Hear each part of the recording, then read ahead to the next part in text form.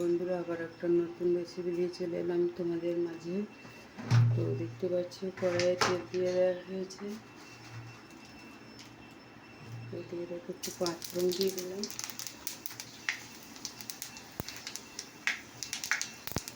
দেখতে পাচ্ছ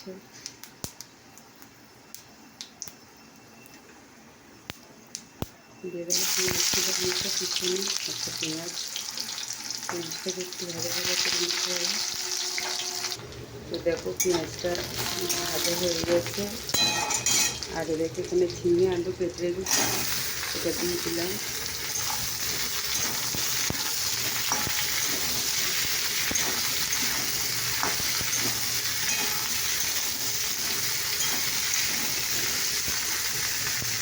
তো এখানে এখন আমি দেবো চিংড়ি দিয়ে আমি ভাজার জন্য নুনটা দিয়ে দিই।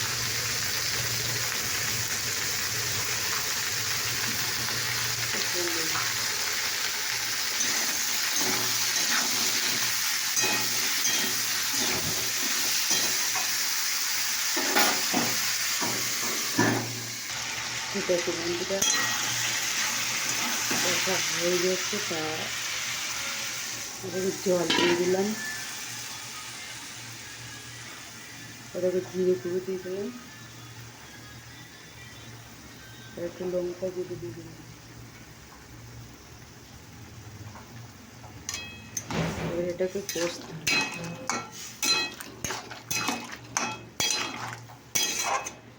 হবে। তো দেখো বন্ধুরা, আমার মশলা কষা হয়ে গেছে। এবার আমি জল দিয়ে দিলাম।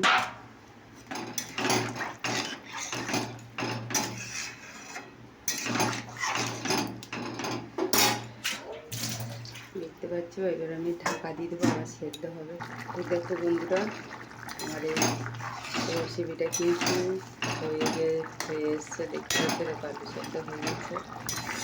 ঝিঙে আলু পেঁয়াজ দিয়ে একটা রেসিপি সম্পূর্ণ নতুন তোমাদের সামনে তুলে ধরলাম। তো তোমরা দেখতে থাকো, একটুখানি জলটা মারবো। তো দেখো এখানে আমি চা চাপিয়ে ফেলেছি। তো দেখতে পাচ্ছি এখানে চা চিনি একটা নুন দিয়ে দিয়েছি, এটা হবে।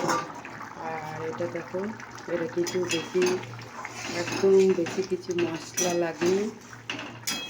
তেলটা গরম হয়ে পাঁচফোড়ন দিয়েছি, তারপরে একটু পেঁয়াজ কুচি দিয়ে একটু আধ ভাজা করে নিয়ে তারপরে ঝিঙে আলু কাটাটা দিয়ে ভালো করে একটু নুন হলুদ দিয়ে একটু ভাজিয়ে নিয়ে ভালো করে নাড়াচাড়া করে তারপরে একটু জল হলে একটু জিরে গুঁড়ো আর একটু লঙ্কা গুঁড়ো দিয়ে আবারও জল দিয়ে তাকে ভালো করে একটু কষে হয়ে গেল। কষা হয়ে তারপরে জল ঢেলে দিলাম। জল ঢেলে তারপরে সেদ্ধ হলো ওখানে দিয়ে দেখো রেসিপিটা আমার তৈরি হয়ে গেল। দেখলে কী সুন্দর রেসিপি হয়ে গেল।